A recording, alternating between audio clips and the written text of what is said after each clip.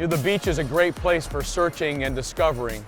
Some people come here simply seeking the fresh air, and they get it in the salt breezes that come up on the beach. Some people come here searching for tranquility, and they find it in the rhythmic pounding of the waves onto the shore. Still others come out here seeking perspective, and they get it in the vastness of the ocean and how small they are in comparison. But still others actually come out here searching for valuable treasures. I've seen people out here with metal detectors looking for lost coins or jewelry or something like that. Of course, there's things that are washed up on the shore that can be valuable. It can be anything from a heart-shaped stone like my wife likes to find, or maybe even a shell like this. And what this shell represents and what might have been inside this shell leads us to our study today in Matthew 13.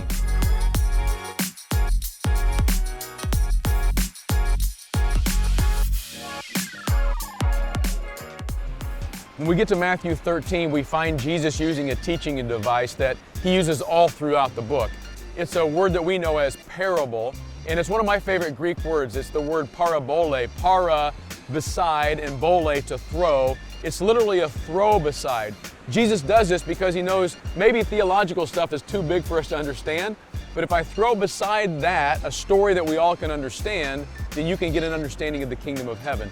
And so Jesus tells us these two stories about the kingdom of heaven, starting in verse 44 of chapter 13. The kingdom of heaven is like a treasure hidden in a field, which a man found and he covered it up. Then in his joy he goes and sells all that he has and he buys that field. Again, the kingdom of heaven is like a merchant in search of fine pearls, who on finding one pearl of great value went and sold all that he had and bought it.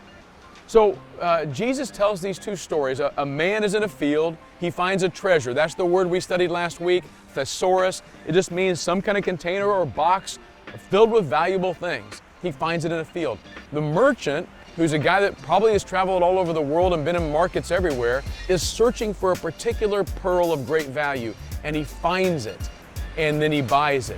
The question we have to ask ourselves, because Jesus is telling this story to help us understand the kingdom of heaven, is what exactly is he teaching us about the kingdom of heaven? The first thing I think Jesus is trying to teach us from these parables is that the kingdom of heaven can be sought after and it can be discovered. In both of these stories, these men discover something of great value. The man in the field is apparently digging in the field, or maybe he's in a cave in the field, and he comes across, it doesn't look like he's aggressively doing it, but he comes across maybe the proverbial treasure box. Maybe he's digging in the field and he finds it. But he discovers something of great value. The merchant, on the other hand, his title indicates he's a world traveler. He goes to markets everywhere. And he's searching for particularly a pearl that he knows is very valuable. And he discovers it. So what that means for us is that you and I can discover and search for the kingdom of heaven. And some of you may be like the guy who's in the field. You're not intentionally looking for the greatest value of all. You're not intentionally looking for the kingdom of heaven. But you've been invited into a small group. Maybe this is your first time. Maybe you came to church for the first time. And just something took over. The love of God took over and said, oh, this is something of great value. And you found it that way. Most of us are searching for the things the kingdom of heaven offers. We're like this merchant going, I know there's value out there. And we're searching for basically four things. We're searching for love, all of us. We all want to know whether somebody will value us, whether they will love us unconditionally, whether we matter to them. And some of us are looking for love, searching for it through sexuality or relationships or some other means, but we all want to be loved. All of us are also looking for belonging. We're looking for a place that we fit in, where people know us and we can be known. And again, why we encourage small groups at Eastview. That's your community that you belong in. A lot of us are looking also for purpose. What is it that we're here for? Why do we matter? What can I contribute to the whole thing? If I'm here, do I contribute? If I'm not here, do people miss me? What's my purpose? And then finally, we're all looking for forgiveness. Now, every one of us here has messed up. Most of us have messed up many times. We've sinned, we've blown it. And we're wondering, is there a do-over? Can I be forgiven? Can I start with a clean slate? And all of those things, I think Jesus is saying, if you're looking and searching for those things, you can discover them in the kingdom of heaven. And ultimately, that points to the person of Jesus Christ. Well, once we've found the kingdom of heaven, what do we do with it? We've sought for it, we've discovered it, and now we've found it, so now what? Well, again, in these stories, what these guys did, the man who found the treasure, the man who found the pearl of great price, they went and sold everything they had to get it. They were all in. They sold out everything. They sold their goods, their belongings, anything of value so they could accumulate enough wealth to purchase the pearl, to purchase this field that had the treasure in it.